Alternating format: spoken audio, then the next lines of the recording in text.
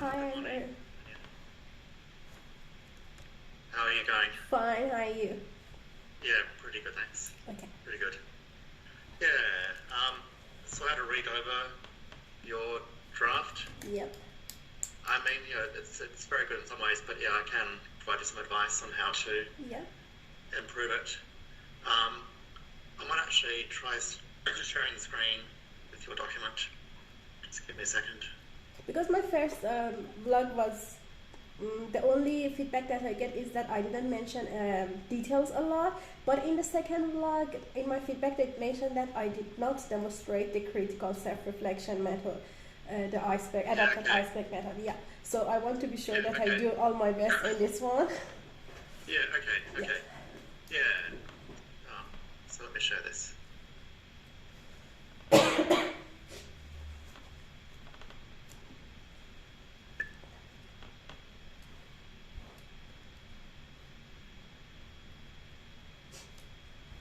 Okay. So you can see the document on Yep. screen. Yep. Yep. Yep. Yep. Yep. Okay. So,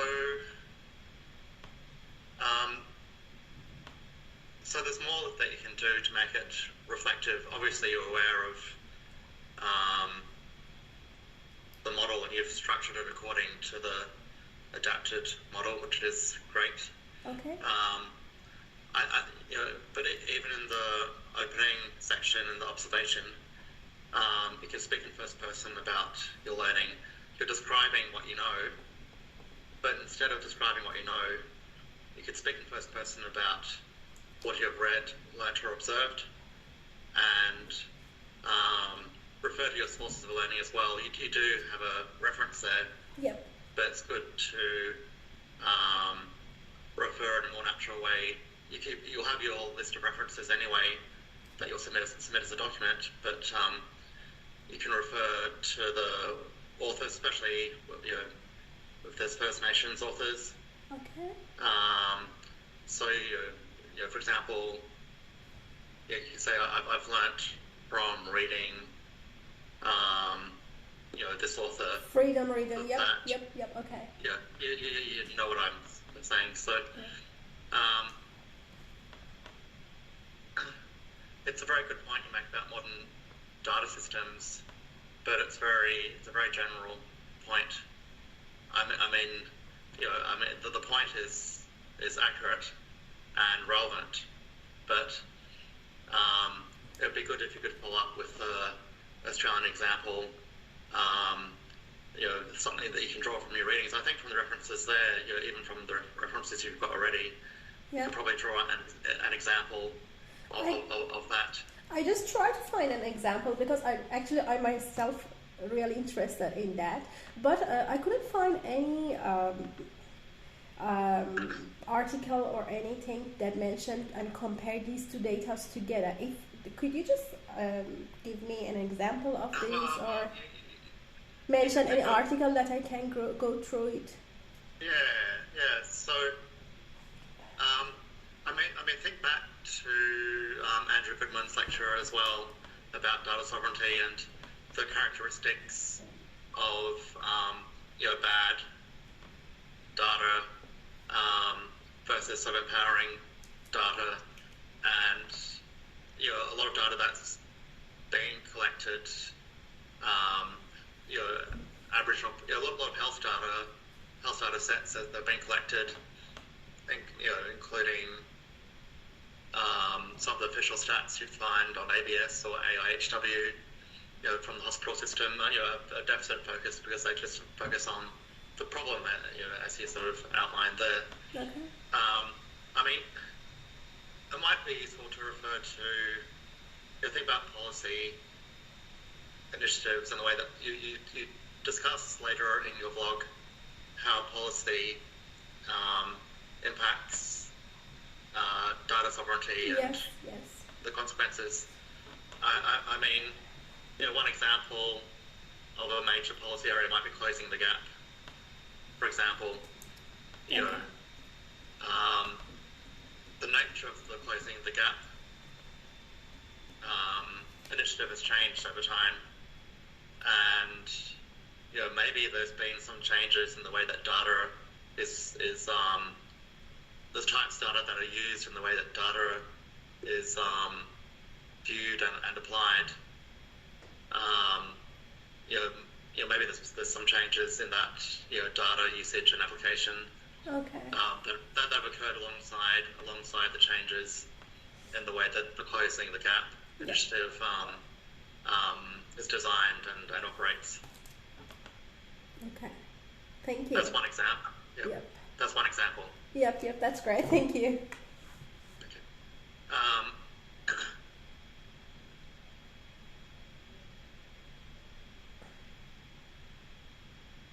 I was actually refer to Ferdinand a little bit, don't you?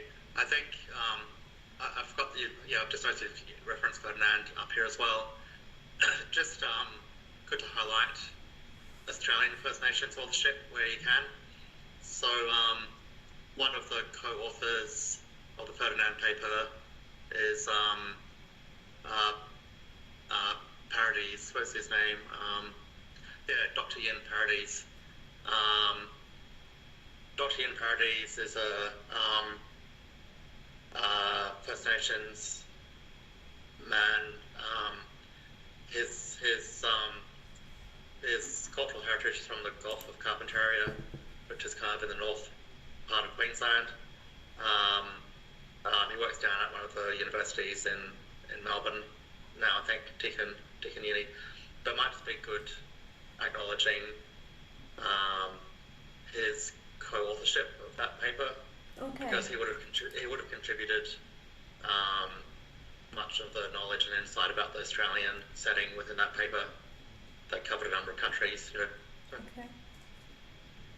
But I noticed you use that paper a little bit, so it's probably worth taking a moment to point out the fact that the paper is co-authored by his First Nations. Okay. Yeah, that's great. Yeah.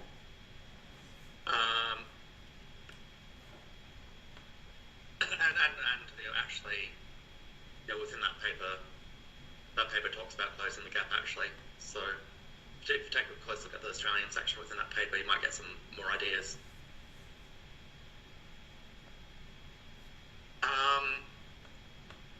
You talk about mainstream healthcare services often fail to address Indigenous healthcare, needs due to geographic barriers, the absence of Indigenous health values, and healthcare-related racism contributing to a significant health gap. I mean, that relates to closing the gap as well, I guess. But just try and stay narrowly focused on the topic of political determinants. Yeah. This is all very broadly related in some way. Exactly. Yeah. To political determinants, but the relevance is not made clear within that sentence. So, things like geographic barriers. I mean, yes, they do have a political dimension, and that they're not addressed. But I'd be tempted just to remove that sentence, actually, and give yourself more space to talk about other stuff. Yep, that's a good point. Thank you. The Turner reflection's pretty good, and you sort of highlight the kind of area of common ground and empathy, which is great. Okay. Again, you obviously sort of made an effort to understand the issue of Indigenous data sovereignty, and the statement it's not just about data; it's about self-determination and empowerment. It's a fantastic point, but again, deserves some elaboration.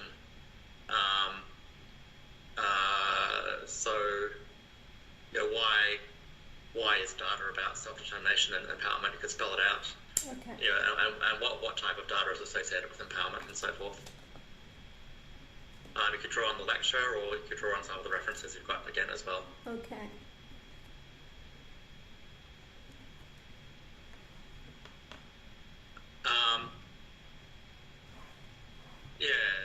Careful not to use the word Aboriginals. It's a word that has been previously used in Australia in a derogatory kind of way, to talk about Aboriginal people as Aboriginals. Yeah. It's not something you'd understand. I just use this word to just make it as short as possible instead of First Nation Australian people, just because of the time. But I will correct it. You could say Aboriginal people or Aboriginal and Torres Strait Islander people. I mean, to be inclusive, you might include Aboriginal and Torres Strait Islander people as well. Okay. Like I put there. So Aboriginal and Torres Strait Islander peoples. I mean, if you take an extra, I trying to remember the word count for this, but yeah, it might add up to an extra 30 words or something. It's not going to make a difference overall. It can be try and be concise in other ways, I guess. But yeah, First Nations peoples is fine. That's 3 words. Okay, First Nations.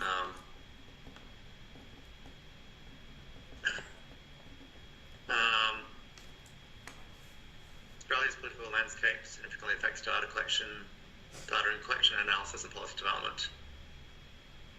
What I said about that.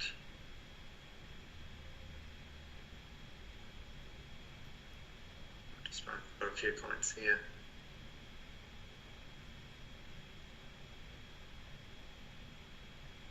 Yeah, again, statements like that are more meaningful if you can provide an example. Okay. So you've said that the political landscape affects data and collection analysis Why and and development. how, yeah. So that's a fine statement, but the meaning doesn't really resonate unless you've got a kind of a tangible example of what that is.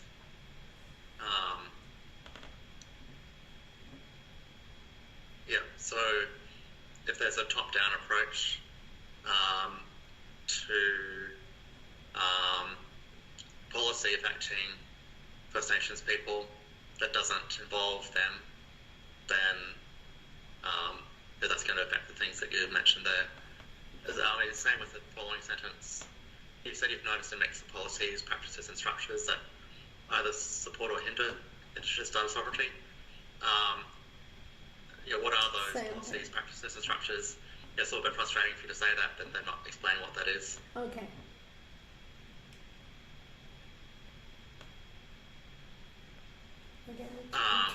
You could even take out. If you want to, could even take out some other sentences if you want to sort of elaborate on that. Other points you make are very valid, but it's better to go into depth about a couple of points rather than list a whole lot of points that are kind of true, but don't actually add to your argument or to your perspective. Okay.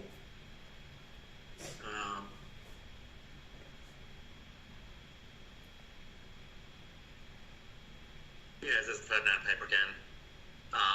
Again, an example and details. Policy and decision making is crucial. Exclusion from the processes hinders Indigenous communities' ability to shape healthcare services. And I said, again, what about an example from the paper that you've just referred to? Okay. And that's what I've discussed already. That could be kind of a bit of a thread running through your reflection.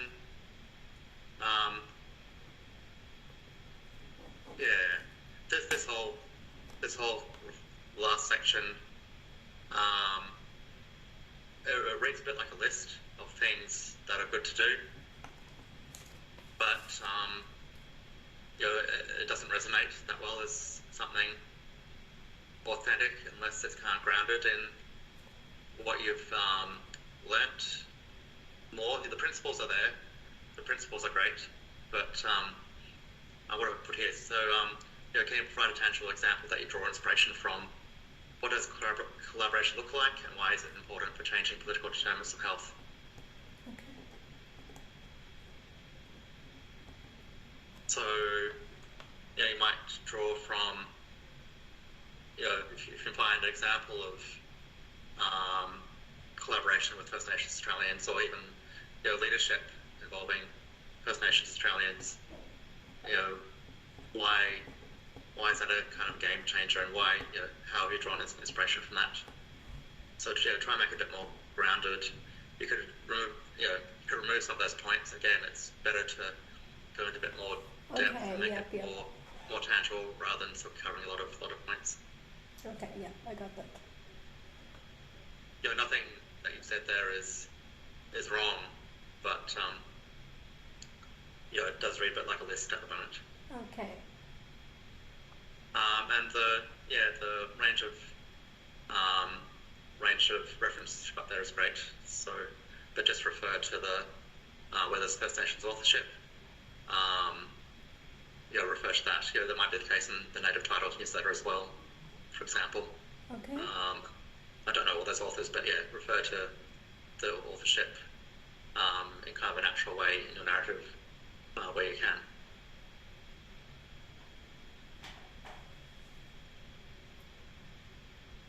Great, thank So- you. I really appreciate all the advice that you provide because I really want to do all my best. That was great. Thank you, Yeah. Andrew. Yeah, I can see you put a lot of effort into it, but yeah, hopefully that helps get you on track. Yeah, definitely. Thank Okay. you. And could you Okay, just well- send me this file that you put comments for me? Beg your pardon? The file Sorry? the file that you share right now with me. Could you just send it through the email for me? Yeah, sure, I can do that. We don't make a habit of commenting on drafts of assessment because, Okay, yeah. because on a course of this size, we just don't have capacity to do it. But yeah, on this occasion, I'll send it through. Thank you. Thank you. I really appreciate your time and your Okay. support all the time. Okay, that's no problem at all. Thank Okay. you. Have a great day. Okay, you too. Thank you. See you. Bye. Bye. Bye.